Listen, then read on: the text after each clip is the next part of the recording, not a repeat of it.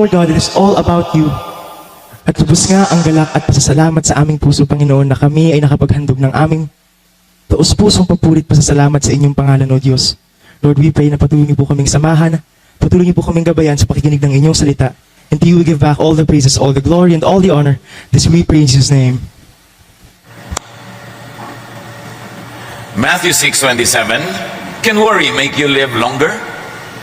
Totoo ba makakapagpahaba ba ng buhay ang pag-alala? Huwag nang mag-isip ng mag-isip. Yan ang katuruan ng Panginoong Jesus. Dear God, we thank you for this day. We thank you for life and strength.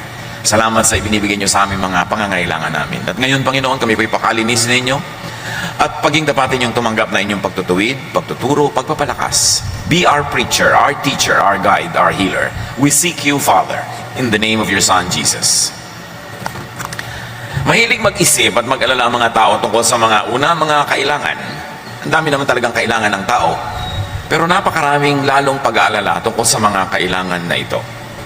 Sabi ng Panginoong Jesus, Matthew 6:25-32, kaya't sinasabi ko sa inyo, huwag kayong mabalisa. Sino sa inyo ang makapagpapahaba ng kanyang buhay ng kahit isang oras sa pamamagitan ng kanyang pagkabalisa? Kaya't huwag kayong mag-alala na baka kayo kapusin sa pagkain, inumin o damit. Hindi ba't ang mga hentil lang nagbabahala tungkol sa mga bagay na ito? Alam na ng inyong Ama na nasa langit na kailangan ninyo ang lahat ng ito. Paulit-ulit, yan ang tema ng turo ng Panginoong Jesus. Huwag mag-alala. Walang mararating ang pag-aalala. Bumibigat lang ang mabigat ng mga kailangan sa buhay at dapat daw magtiwala sa Ama dahil alam niya ang pangangailangan natin, kaya dapat magtiwala. Pero ang mga tao, mahilig mag-isip ng mga kailangan, tulad na natin binanggit, at mga problema. Kung ano-ano mga problema, pinoproblema, na matapos isipin, matapos mapuyat, matapos mapagod, hindi pa rin naman nalulutas yung problema. Paikot-ikot, paulit-ulit na usapan. Proverbs 12:25, nagpapahina sa loob ng isang tao ang kabalisahan. Ngunit ang magandang balita ay may dulot na kasiglahan. So pag laging nababalisa ang tao, humihina ang loob, pumupuro lang isip, nasisira ang pasya, ang desisyon, ang diskarte. So walang mapapala na lagi na lamang na mabalisa. Mabuti daw ay makinig, maghanap ng magandang balita kasi yun ang ibibigay ng sigla. At pag sumisigla ka, gumaganda ang takbo ng iyong isip, lumalakas ang iyong loob, ang diskarte mo, maayos, gaganda ang takbo ng pagharap mo sa buhay. So huwag laging mamili na kabalisahan ng isipin, kundi ang pagtuunan ng pansin ay yung nakakapagpasigla. Ibig sabihin yung magandang balita. Focus on good news. Pag nag-uusap-usap kayong magkakasambahay, magkakamag-anak, magkakaibigan, magkakatrabaho, ang pag-usapan yung nakakapagpasigla, nakakapagpaganda ng pananaw sa buhay, nakakapagpatiwasay, nakakapagpatalino, kasi ang lahat ng yan ang tutulong para magkaroon ka ng magandang ideya kung paano mo harapin ang mga hamon ng buhay. Pero pag laging nakakapagpalungkot, nakakasira ng loob, nakakainis, nakakagalit, naaapektuhan ito ang buong pag-iisip mo rin, kaya hindi ka magkakaroon ng lahat ng kailangan mo para maayos ang dapat ayusin. Ang tao, baligtad.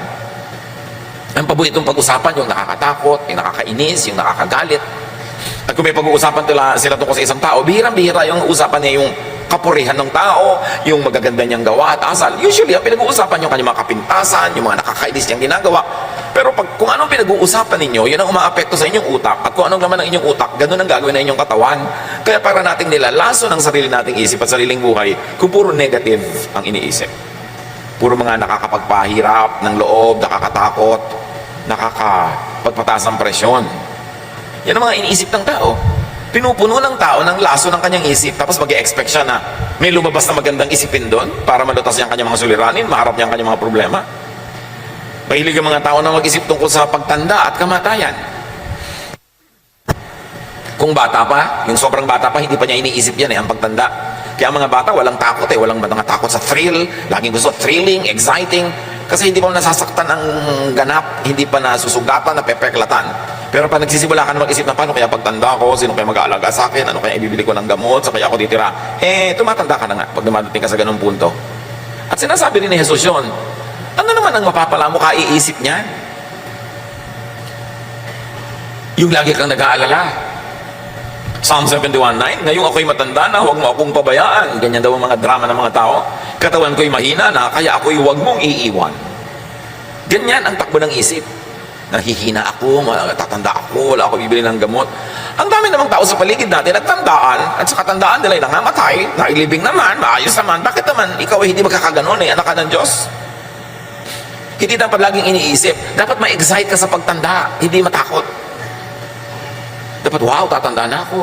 Wow, dadami ang kaalaman ko. At kung marami kang itinanim sa buhay, wow, aanin na ako ng mga itinanim ko sa buhay. Pag dumarating ang gabi, matutulog ka, sabi naman tatanda, gabi na naman, isang dahon na naman ang nalaga sa tangkay ng panahon. Ang iniisip mo, paubos ang buhay ko. Baligtad. Pag gabi, matutulog kayo, sabi mo, wow, Lord, thank you, nadagdagan na naman ang one day ang buhay ko. Can you imagine? I'm one day older. Hindi yung now, nabawasan na yung haba ng buhay ko. Ano naman ang gusto nyo? 3,000 taon kayong mabuhay. Ano kayong pyramid? Ipinagpapasalamat mo dapat, wow, isang araw na naman ang lumampas, buhay pa ako. Hindi, isang araw na naman ang nabawas. Patanda na ako ng patanda. Hindi mo naman napipigil yung pagtakbo ng araw na yun eh. Bakit magiging negative ang pananaw mo? Dapat positive. Psalm 55, 4-5. Itong aking puso itigib ng lumbay. Another drama ha. Sa aking takot na ako ay pumanaw. Sa tindi ng takot ako'y nanginginig. Sinasaklot ako ng sindak na labis. O pagkatapos mong masindak, manginig, matakot, ano nga pala mo? Wala. Nakakapagod mag-isip, nakakapagod matakot. Ang kailangan sa tao, disiplinahin ang utak niya. Na pag siya ay inaakay ng utak niya patungo sa mga isiping nakakatakot, nakakalungkot, nakakasira ng loob, siya ang umakay sa utak niya, dadalhin niya sa mga nakakatuwa, nakakapagpasigla, nakakapagpasaya. It's a matter of discipline. What thoughts you allow to linger in your mind become you. So pag ang inilalagay mong isipin ay alalahanin, magiging maalalahanin ka at ang mukha mo will show it. Disiplina. Sabi nga ni Martin Luther, you cannot stop birds from flying over your head, but you can stop them from nesting in your hair. Hindi mo naman talaga mapipigil kung may ibong lumilipad sa himpapawirin, dumaan sa ibabaw ng ulo mo, kasi malayo, hindi mo mapipigil, pero mapipigil mo ang ibon na yun na magpugad sa buhok mo. Ganon din yung mga negative thoughts. Minsan, tumatawid talaga sa isip natin, biglang parang jet na umuusok dyan sa langit, pero pwede mo namang itaboy. Pag nagsisimula ka ng magdramang bukid, itaboy mo yung drama. Yan ang problema sa atin, ang daming drama, puro drama. Wala namang napapala, nalulungkot lang, natatakot, humihina ang loob. Yan, at iba pa, marami pa tayong mga ibang isipin na puro mga pampabigat. Pero ang totoo, wala namang mabuting idudulot ang pag-iisip. Wala. Anong buting idudulot ng pag-iisip? Walang buting idudulot ang pag-iisip. Ulit-ulitin natin yan sa ating sarili. Itaboy ang nagpapalungkot, nananakot ng mga ideya. Ecclesiastes 5:3, ang panaginip ay bunga ng maraming alalahanin. Sabi na, may nanaginip po ako, ano kaya kahulugan? Walang kahulugan yon. Isip ka kasi ng isip. Kaya nung tulog ka na, tumuloy pa yung isip mo. Kaya yung mga matutulog na lang, manonood pa ng horror, tapos nagtataka, bakit po kaya ako laging binabangungot? Nagtaka ka pa. Alam niyo ba yung isip natin, pwedeng kausapin yan. Sabihin mo sa isip mo, may problema ako, hindi ko alam ang gagawin. Alin bang pipiliin kong solusyon na naiisip ko? 1, 2, 3, o yung hindi ko pa alam, pero may solusyon number 4 pala. Matutulog ako, isip. Pagising ko, yun ang unang-una mong imulat ang mata ko, yung pinili mong matalinong solusyon. Alam niyo ba na nag-iisip yung isip kahit tulog ka? Kaya ka nga nananaginip kahit tulog hindi naman ikaw nag-iisip nun. Pero kung ano-anong mga iisip mo habang gising ka, kaya pag nanaginip ka, biglang manananggal ka, yung nanay mo aswang, yung kung ano-ano mga nakakatakot, kasi gano'n ang laman ng utak mo. Yung lang inilalagay sa loob ng utak mo, yun lang ang mapapanaginipan mo, tanda mo yun. So, mag-isip ka ng maganda, nakakapagpahinga, gano'n din ang labas ng iyong mga panaginip. Bible lang nagsabi, ang panaginip ay bunga ng maraming alalahanin. So alala ka ng alala, isip ka ng isip, kaya ka nananaginip. Hindi ka kinakausap ng demonyo, hindi ka kinakausap ng Diyos. Ano ka? Propeta. Bihira yun na merong kumakausap sa'yo. Sarili mo lang yun, anino mo na nag-ahabol sa'yo. That's why we must discipline our thoughts. Ang utak natin parang lalagyan. Pwede mong gawing basurahan. Basura, ilagay mo, magiging basurahan yan. Bulaklak ang ilagay mo, magiging florera yung utak mo. What do you put in your mind? You've got to be very aware of that. Ecclesiastes 11:10, iwaksi mo ang alalahanin at mga kabalisahan. Kung iisa-isahin ko lahat na sinasabi ng verses na huwag kang mag-isip, huwag kang mag-alala, ang dami. So focus on something else. Pag sinabing iwaksi mo ang alalahanin, ibig sabihin, tanggalin mo sa utak mo yan at palitan mo ng iba. It's your choice. Napipili natin ang inilalagay sa ating isip. Importante na maging mapili. At turo ni Jesus, huwag mag-isip ng mag-isip. Nang ibig sabihin lang naman ay, huwag mag-alala. Isaiah 26:3, binigyan mo ng lubos na kapayapaan ang mga may matatag na paninindigan at sa iyo'y nagtitiwala. So may paninindigan ka, maninindigan ka, hindi ako mag-worry, hindi ako mag-aalala, hindi yan ang bibigyan ko ng pansin. Kailangan manindigan ka doon kasi laging aagawin ng mundo ang isip mo para ituon sa mga nakakatakot at nagpapahirap ng loob. At kailangan sa Diyos magtiwala. Magtiwala. Importante yun. Kahit kung minsan parang against common sense na, pero may Diyos kasi, kaya meron kang pwedeng pagtiwalaan. Meron daw isang bata, nasusunog yung bahay nila, 2 stories lang naman, kailangan niyang tumalon mula doon sa bintana dahil nasusunog na yung bahay, hindi na siya pwedeng dumaan doon sa hagdan. May 2 lalaking sinabi sa kanya, halika, sasaluhin kita, tumalon ka. Yung isa matipuno, ang laki ng muscle, ang laki-laking tao. Yung isa naman payatin. Pero yung bata, doon tumalon sa payat. Kasi tatay niya. Mas nagtitiwala siya, tatay niya eh. Alam na alam niya na talagang aalagaan siya kasi yung matipuno, hindi naman niya alam, hindi niya tiyak. Ganun ang tatay natin sa langit at hindi siya payato. Dapat pagtiwalaan. Kasi sabi niya, I will never leave you. I will never forsake you. Pangako niya sa isang Bible character na universally can be applied to all people of God. God will never leave us or forsake us. Kung bata ka, natatandaan mo ba ng bata ka, inalagaan mo ba ang sarili mo? Bakit ka nabuhay? Hindi ka mo naman inalagaan ang sarili mo. Ganon din pagtanda. Diyos ang mag-a-assign kung sino mag-aalaga sa iyo. Napaka-importante na isipin natin yung ganung mga bagay. Luke 12:25-26. Sabi ng Panginoong Jesus, sino sa inyo ang makapagdadagdag sa kanyang buhay ng kahit isang oras dahil sa pagkabalisa? Kung hindi ninyo magawa ang ganoong kaliit na bagay, bakit kayo nababalisa tungkol sa ibang mga bagay? Kung hindi nyo kayang dagdagan ng isang oras ang buhay nyo by worrying, ba't yung iba, inaalala nyo pa, hindi nyo rin yan magagawa. Sayang ang effort. Sayang ang pag-iisip. Ang tanong ngayon, paano iiwasan? Paano babawasan ang pag-alala? Well, una-muna, ang ibig sabihin ng ipasa Diyos yan ay magplano. Nag-aalala ka, paano kaya ako pagtanda ko? Eh di magplano ka habang di ka pa matanda. At ito'y para doon sa mga hindi pa matanda. Kasi kung matanda ka na, parang paghuli na ng konti. No? Pero pwede ka pa rin magplano para next week, para next year, next month. Kahit may edad ka na. Magplano. In other words, preempt, unahan ang problem o need. Iniisip mo, pagtanda ko, magkakasakit ako. Siyempre, pag nagkasakit ako, magpapatingin ako sa doktor. Baka magpapa-hospital ako, magpapagamot. Anong gagawin ko? Eh di, magbubili ka ng insurance na matino. Yung hindi 1, 2, 3 ha, hindi fly by night.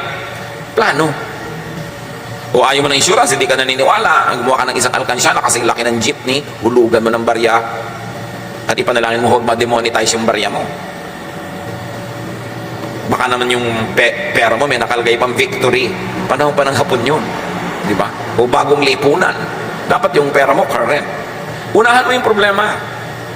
Wala namang taong tumatanda na hindi nagkakasakit eh. Magkakasakit at magkakasakit ang tao. Alam na nating lahat yun. Nakita na natin, nagkasakit ang mga lolo natin, nagkasakit ang mga magulang natin. Tapos kayo, wala man lang health insurance. Anong inaantay nyo sa buhay nyo pag nagkasakit kayo? Magic. Kailangan meron. Alam naman ng tao na mamamatay lahat. Lahat namamatay. Si Jesus nga namatay. So, pag ba namatay kayo, meron na kayong libingan? Wala. Kanino yung ipapaproblema yung libingan nyo? Yung iba, ibinibili mo na nga. Magtatampo pa. Uy, pinapaiksi mo na yata ang buhay ko. Pinapanalangin mo na yata ang mamatay ako. Anong klaseng kamangmangan yan? Dramang bukid. Bakit hindi ka ba mamamatay? Masama bang paghandaan yon? Dapat nga, ipaghanda mo na yung pamburol mo. Kaya lang, iba-ibang sizes. Dahil hindi mo alam kung payat ka o mataba ka sa oras ng iyong kamatayan. Para mapipili mo, isusuot mo. Hindi yung kung ano-ano isuot sa'yo ng mga kamag-anak mo, pagtingin sa'yo ng mga iba, yung bihis mo, darna. Hindi mo napili. Huwag tayong maraming dramang bukid. Kailangan handa ka. Uy, binibili mo ko ng health insurance. Bakit gusto mo ba ako magkasakit? Mga pag-iisip yan ng mangmang, kakitira ng utak. Kailangan lakihan mo yung utak mo, handa ka. O alam mo, nahihina ka, syempre. Maganda ka na. Mangyayari yon. Kaya pag nakakakita ko ng mga young couple, nagpapagawa ng bahay, naku, ang gaganda ng hagdan, ang tatarek. Bakit? Di ba kayo tatanda? Bakit wala kayong kwarto sa baba? Tatanda kayo, may gumagapang na kayo ng hagdan, nahuhulog kayo ng mga hagdan-hagdan na yan. Dapat meron na kayong space sa baba. Maliban na lang, magpapalagay kayo elevator. Ngayon, kung ayaw nyo pa sa baba matulog, lakihan nyo yung sala. Abangan nyo na ng toilet, abangan nyo na ng mga tubo-tubo for lababo. Para kung tumanda ka, di ka na makakyat, doon ka magkwarto. Parang hindi ka tatanda, wala ka man ng lugar sa baba. Yung mga ganun, hindi mo ba iniisip at paghandaan mo yan, unahan mo yung problem. Importante. Proverbs 15:22, ang isang balak na mabilis ay di papakinabangan. Ngunit ang planong pinag-aralan ay magtatagumpay. May plano ka. Alam mo, darating ang panahon, magre-retire ka. Yan naman kung nagkatrabaho ka man lang, no? Magre-retire ka, mawawala ka ng income. Paano ka na ngayon mabubuhay? O 60, 62, nag-retire ka na. Kung mabuhay ka pa hanggang 95, marami ka pang kailangang gastusin nun, ha? So, meron ka ba man lang na investment? Meron ka bang may placement ka ba? O kaya man lang, meron ka bang binili kahit kaprasong bukid na kikita? O may binili ka at ipinondar kahit 1 o 2 pintong apartment na kumikita yung renta noon, wala ka ng income, doon ka ngayon kukuha ng mga panggastos mo. Kailangan magplano. At mga kapatid, hindi sapat na ang plano mo ng Social Security ay mga anak. Hindi. Salamat. Mabuti kung itaguyod ka na yung anak. Pero kung ang napangasawa niya ay impacta, paano? Di ba 99% ng napapangasawa ng mga anak natin, mga impacta. Sa tingin ng biyanan, na, paano na? Iniasa mo doon? Kung minsan nga, sarili mo anak, masama ugali. Kung mabuti ugali ng anak mo, may napangasawang masamang ugali. Kaya dapat may iba ka pa mga plano sa buhay. Yan naman kung gusto mong, hindi ka nag-aalala kung kailan matanda ka na. Huwag mong ilagay sa kamay ng iba ang iyong kapakanan. Kailangan may paghahanda. Proverbs 21:5, ang mabuting pagbabalak ay pinapakinabangan, ngunit ang dalos-dalos na paggaway walang kahihinatnan. So, over time, you build something na maaasahan mo pagdating ng panahon. Nang ibig sabihin lang naman mga kapatid, magsikap. Yung hirap ka, busy ka, nagtatanim, nagsisikap, in the first 40 years of your life, magandang foundation yon at magandang pangitain na baka sa next 40 years of your life, kung pakakabain pa ng loob ng Panginoon ang iyong buhay, ay maginhawa ka naman. Pero pag inuna mo saya, inuna mo ang sarap, estudyante ka, puro ka absent, nagtatrabaho ka, puro ka lakwatsa, puro ka gastos, millennial ka, ang pera mo nasa gadget lahat, na every 2 weeks may bago, palit ka ng palit, wala kang savings, anong inaantay mong kinabukasan? Pagtanda mo ba, makakain mo yung mga model 72, 75, 93, ng kung ano-anong gadget? Ecclesiastes 9:10, ano man ang ginagawa mo, ipagbuhusan mo ng iyong buong makakaya. Naghahanap buhay ka? Maghanap buhay ka with feelings. May tindahan ka? Improve mo para malaki ang benta. Hindi lang yung magbasara ka at magbukas ang tindahan araw-araw, walang improvement. Lagyan mo ng feelings, ng passion, para marami kang kitain, marami kang maimpok. At pag meron ka nun, less ang iyong worry. Ecclesiastes 3:22. Kaya naisip kong kung walang pinakamabuti sa tao, kundi pakinabangan ng kanyang pinagpaguran. Ito ang ating bahagi. Ito ang parte natin. Ito ang ating benepisyo sa buhay. Una, magpagod ka. Tapos, pakinabangan mo ang iyong pinagpaguran. Huwag mong pakinabangan ang pinagpaguran ng iba. Huwag ganun, magpunter ka. Proverbs 10:4. Ang kamay na tamad ay tiyak na magdarahop. Ngunit magbubunto ng yaman ang kamay na masinop. Yung pag nagkapera ka, gastos ka agad. Wala ka nang trabaho, umaasa ka lang sa magbibigay sa'yo. Pag nahipo mo yung pera, lipad ka agad, gastos. Bukas, wala na naman. Ito yung nagbibigay sa'yo, nasagasaan ng tren. Paano na? Lalo kung tren dito sa Maynila ang nakasagasa sa'yo, hindi naman nasagasaan ka dahil sa bilis ng tren. Kundi sa bagal ng tren, 3 araw na nasa ilalim ka pa. Kaya talagang tiyak na mamamatay ka. Tapos puro pakalawang, natetano ka pa. Yun ang ikinamatay mo. Kaya sabi, kailangan huwag kang tatamad-tamad. Ang daming tao, umaasa lang sa iba. Inaasang abutan, inaasang bigyan. Ang dapat ganun lang, yung sobrang bata, sobrang tanda, o sobrang may sakit. Pag hindi ka any of the three, dapat kumikita ka ng kinakain mo at sobra pa. Kasi darating ang panahon na wala kang trabaho, walang kita, may bagyo, walang panahon gumawa ng pera, dapat meron ka nakaimpok. Para mabawasan ang pag-aalala, dapat magsikap at magtanim. Kasama na niyan, mag-impok at magtanim sa human relations, makipagmabutihan sa kapwa. Tatanda ka, magkakasakit. Minsan madudulas ka, hindi ka makabangon. Minsan nadaganan ka ng nahulog, nabubong. Kaaway mo yung kapitbahay mo. Sino ang aasahan mong tutulong sa'yo? Ang tao na nag-iisip. Alam mong pwedeng dumating ang panahon na kahit malakas ka, maaksidente ka. O may pera ka pero biglang nalasin ng mga negosyo mo at mawala ang pera mo. O magkaroon ka ng mga sakit. Kung matalino kang tao, makikipagkasundo ka, hindi ka makikipagkagalit sa mga kapitbahay, sa mga kamag-anak. Kasi dun ka aasa ng tulong sakaling hindi mo makayang tulungan ang iyong sarili. Isang malaking kamangmangan ang makipag-away sa mga kapitbahay, sa mga kamag-anak. Kasi paano ka pag nangailangan ka ng tulong? Dapat mabait, mabuti, kahit peke ng konti. Kesa yung totoong-totoo ka, pero ang katotohanan mo, ang sungit-sungit mo, ang bangis-bangis mo, itago-tago ba ng konti yan? Magpanggap ka ng konti. Magbait-baitan ka man lang kung hindi ka tunay na mabait. Para naman, hindi gagawa ng masama ng kapitbahay, kundi makagawa ka pa ng mabuti. If we come to terms with our mortality, with our weaknesses, with our limitations, we will be wise enough to invest in human relations. Kasi kahit may pera ka sa bangko, kung na-paralyze ka bigla, hindi ka makaka-withdraw. Somebody has to do it for you. Pag na-hospital ka na, hindi ka na makakita, na puro tubo na yung leg mo, nakatali ka na halos sa kama, hindi ka makapagbilang ng pera kahit may pera ka. Somebody has to do it for you. Kailangan meron ka mga tao sa paligid mo na pinakikisamahan, pinakikitunguhan ng mabuti, at ipasa Diyos mo na gagawin ka nila ng mabuti sa panahon na pangangailangan mo. Ecclesiastes 11:4. Ang naghihintay sa pagtigil ng hangin ay hindi kailanman makapag-ahasik ng kanyang binhi. At ang nag-aalala sa patak ng ulan ay di makapag-aani. Sa agriculture, ang ibig sabihin lang, kung lagi kang natatakot na baka bumaha, bumagyo, humangin, umulan, hindi ka na nga magtatanim noon. At sa human relations, ganun din yon. Kung lagi kang natatakot na baka gawin ko to ng mabuti, hindi naman ako suklian. Baka pautangin ko to, hindi magbayad. Baka bigyan ko to, hindi naman ako bigyan pag ako nangangailangan. Baka mahalin ko to, tapos hindi naman ako mahalin. Pag lagi ka nalang inisip mo, wala ka talagang gagawing mabuti. Kailangan marunong ka rin mag-isip, bawasan ang mga risk, at makipagsapalaran with calculated risks. Yun talaga yung buhay. Pero pag hindi ka nagtanim, definitely hindi ka aani.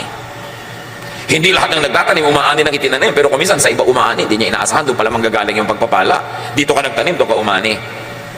Minsan din naman, may tanim talaga, hindi ka nakakaani kasi binabagyo talaga, binabaha. Pero pag nagpadala ka sa ganong takot, kahit kailan, hindi ka na magtatanim, definitely, wala ka nang aanihin. Marunong ka dapat ng ganon.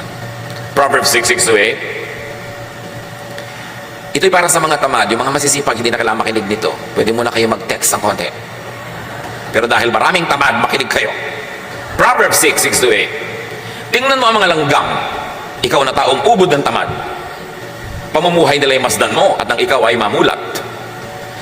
Kahit sila'y walang pinunong sa kanila'y naguutos, walang tagapamahala o tagamasid na sinusunod, ngunit nag-iimbak ng pagkain sa tag-araw. Kailangan nila'y iniipon kung panahon ng anihan. Ganun naman talaga mga langgam, busy-busy. At sa mga agricultural places, pagka talaga anihan, nandun lahat ng langgam. Pag may nalaglag kang buto, nalaglag kang prutas, hinahakotan nila yan. Kahit 5 beses kasi laki ng katawan ng langgam yung buhat niya yon. At pagkatapos, bulungan ng bulungan. Sa may pagkain, sa tayo may makukuha, bulungan ng bulungan. Hindi katulad ng marami tao, bulungan ng bulungan. Uy, ano na latest na chismis? Sila bulungan ng bulungan, nagbibigay ng tip, saan may makukuha ang pagkain, ano magagawa. Importante. Ang sipag nga ng langgam, maglaglag lang ng kaunting pagkain sa sahig, ando na sila.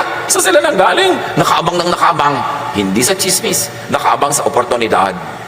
Kaya sabi, hoy mga batugan, matuto kayo sa langgam ha. Walang mga leaders yan, walang organizational chart, walang mga PERT CPM yan, walang mga seminar. Pero ang sipag. At pag dumating ang bagyo, ang ulan, ang baha, nakaligpit sila sa mga bahay nila, may nakaimbak silang pagkain. Parang yung woman of Proverbs 31, she can laugh at the days to come. Imagine you can laugh at the days to come. Ay, enrollment na. May pang-enroll ako mga anak. O, di ba? Uy, magkakasakit ka. May pera tayo, may insurance tayo. Yun ang matitinong tao. Hindi, naku, magkakasakit tayo. May gastos na worried. Wala kasing tanim. Walang aanihin. Sabi, mabuti pa yung langgam. Gayahin nyo. Ang liit ng utak noon. Di ba? Pero bakit ang talino? Sayang naman yung utak na ang laki-laki, ang bigat-bigat dalhin, tapos walang laman. Ang laman pa, mga kung ano-anong negative things. Proverbs 11:27, kung mabuti ang hangarin, ikaw ay gagalang. Kapag humahanap ng gulo, yun ay masusumpungan. Ibig sabihin lang, kung anong ginagawa mo, yun ang aanihin mo. Gusto mo ng gulo, magkakagulo. Gusto mo ng katahimikan, magkakatahimik. Kung gusto mong igalang ka ng iba, gandahan mo ang iyong buhay. Ecclesiastes 10:12, ang mga salita ng matalino ay nag-aani ng karangalan. Ngunit napapahamak ang mangmang dahil sa kanyang mga salita. Kasasalita, kaya napapahamak ang tao. Kadadaldal, kabubulong, kachichismis, karareklamo, maririnig ng iba, lalaki ang gulo. Kaya dapat ang tao marunong magkontrol ng bibig. Lalo't kung hindi ka tiyak na ikaw ay pantas, marunong, magaling, mas mainam manahimik. Kasi ang may mga tao na tuwing bubuka ang bibig, nag-aani sila ng problema. Dapat by now, alam mo na yun, kapatid, kaibigan, kung anong bunga na yung pagsasalita. Tigil-tigilan ang kadaldalan na walang kinakawian, kundi problema at gulo. At paano maiwasan ng pag-alala? Maging abala. Pag-abala ka, una, sa ginagawang mabuti, bubunga yun, kaya mababawasan ang pag-alala mo. At may pangalawa pang pagiging abala, yun ay magsaya ka. Para hindi lungkot ang pumasok sa iyong isip. Proverbs 6:9-11. Hanggang kailan taong tamad mananatili sa higaan? Kailan ka babalik ako sa iyong pagkakahimlay? Kaunting tulog, bahagyang idlip, sandaling pahinga, at paghalukip-kip. Samantalang namamahinga ka, kahirap ay darating na parang armadong magnanakaw upang kunin ang lahat ng iyong kailangan. Sige, magtulog-tulog ka, maghalukip-kip, magkuyakoy, magpabanjing-banjing, magpa-text-text, magpa-games-games ka, sige. Sabi ganon, huwag ka magtrabaho, maglaro ka na maglaro. Pero habang ginagawa mo ang lahat ng yan, unti-unti na ginagapang ka ng kahirapan. At gigising ka na lang isang araw, super hirap mo na. 2 Thessalonians 3:11-12. Binanggit namin ito dahil nabalitaan namin may ilan sa inyong ayaw magtrabaho. At walang inaatupag kundi ang makialam sa buhay ng may buhay. Tingnan niyo ang katabi niyo. Mga nasa likod, nasa harap. Tayo ba ito? Sa pangalan ng Panginoong Jesucristo, talagang ginamit na ang pangalan ng Panginoon, ha? Mahigpit namin inuutos sa mga tao ito na sila'y maghanap buhay ng maayos at huwag umasa sa iba. Kailangan pa bang i-memorize yan? Sabi, huwag yung ang inaatupag nyo, buhay ng may buhay, makialam kayo sa buhay ng may buhay. Kung kailan ang birthday ng isang artista, sino na bang asawa kayo ni ganitong artista, huwag nyo nga pakialaman yan kasi hindi na pagkakaperahan. Ang atupagin nyo, sabi ganun, maghanap buhay kayo. At liban nila kayo sobrang bata, sobrang tanda o may sakit, huwag kayong umasa sa iba. Aba, may nabalitaan pa ako. OFW. Namatay na ang ina. Ang tagal na. Kasi hindi siya umuwi.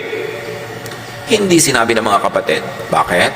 Para huwag tumigil magpadala si OFW ng perang pampagamot at panggastos ni nanay. Ang tagal na palang naagnas.